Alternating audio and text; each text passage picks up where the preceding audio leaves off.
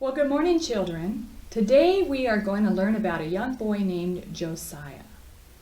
How many 8-year-olds do we have out there? And what are the things that you can do now as an 8-year-old that you couldn't do when you were younger? Probably lots of things that you have learned since then. And another question that you need to think about is, how old do you have to be to serve God? Many of you, I saw some of you baptized last week, and I know that you're not much more than 8.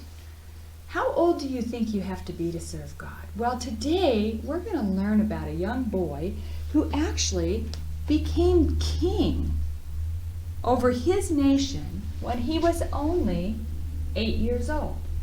Now, his father and his grandfather were both wicked kings, and they didn't want to serve God, and they didn't lead the people to serve God. But Josiah, they think that his mother was a very godly woman. So Josiah did not, even though he was 8 years old and he was now declared king, he didn't have to serve by himself. He was a wise young boy, and his mother had taught him well about the things of the Lord, and so he sought out help. He looked to advisors to help him to know what the laws were and the rules were and how to implement the things that he knew God would like. And he also, no doubt, called upon the priests and such of those days and those that were educated in God's law to know that he was pleasing God as he led as the king of this nation. He took can you imagine being 8 years old and being considered king, and the decisions that you made were then going to affect this whole nation? Most 8-year-olds I know would say, "Yay, I'm king. Fill my room with candy and my house with toys," and we'd have all kinds of fun. But Josiah had a special calling on his life, and God really used him to change the nation of Israel. Now, as Josiah ruled and grew, one of the things that always troubled his heart was the Israelites' tendency to worship idols. And by the time he was 20 years old, he showed great maturity and wisdom as he began to go into the places that the Israelites had set up, and he began to tear down their idols and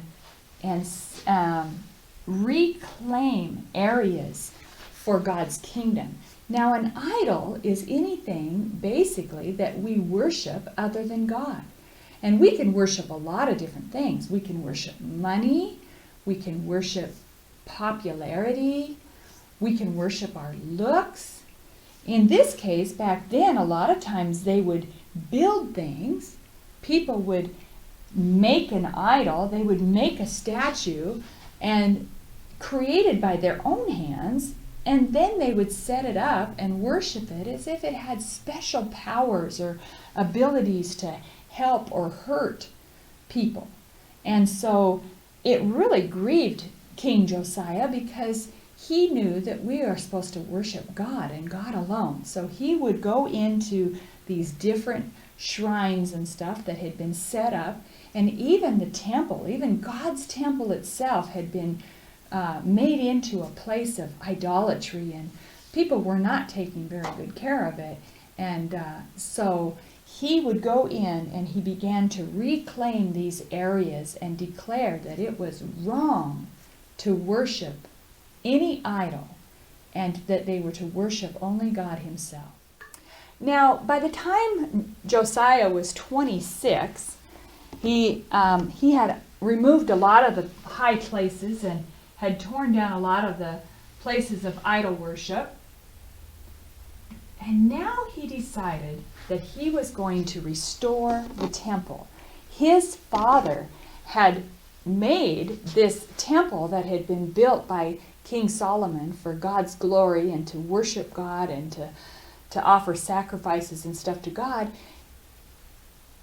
Josiah's father had turned it into a place of idolatry, and it had not been taken care of, and the doors were needed repaired, and the walls were falling down, and King Josiah got a lot of stone, a lot of board, and some helpers, and they began to work on this place. And while they were going through and clearing all the stuff out of the temple that did not belong in there anymore, one of the high priest at that time, he found something that had not been seen for quite a few years. He found the book of the law. Now, not really sure if it was just the book of Deuteronomy or if it was actually the first 5 books of the Bible.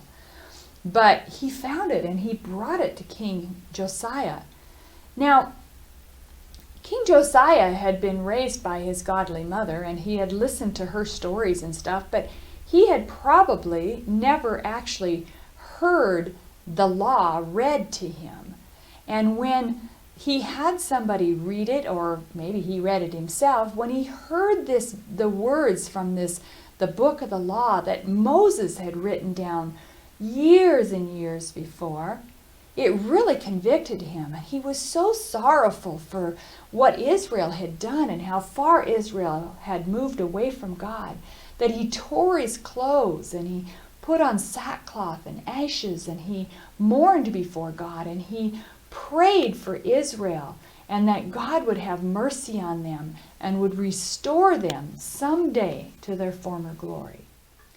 Now, because Josiah had humbled himself before the Lord and had proven himself willing to do whatever God wanted him to do, God showed him that he would not be alive still when God's judgment was meted out against the Israelites. But even knowing that, he continued to work in God's favor and do all that he could to rid his country of their choices to follow other gods. And one of the things that he did is he gathered all the people together in the temple. And he told them that they all needed to come. Now, this is the temple after he had cleaned it and restored it to what it was supposed to be. And he gathered the people together in the temple. And he brought out the book of the law that had been found. And he began to read it to the people. Now, in those days, it was really common for the king to delegate anything they wanted read.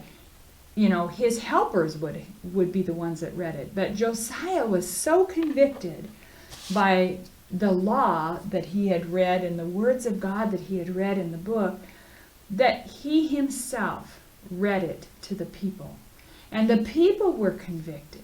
And they decided that they were going to follow God. And so for the rest of Josiah's life, for the rest of the time that he was king, and for his life, it says that they did not fail to follow the Lord during that time.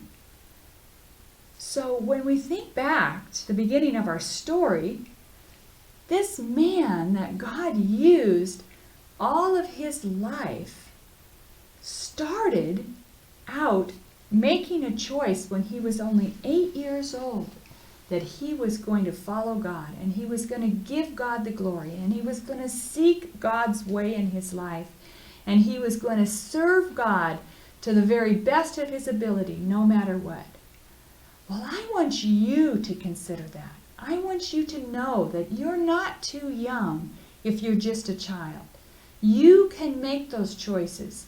You can make them by obeying your parents. You can make those choices by what you choose to watch on TV or read in a book or focus your attention on.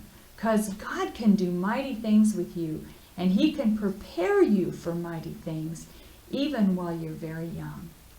I pray that this message enters your heart and that you decide, even as a young child, that you are going to follow God and you're going to serve him with your life.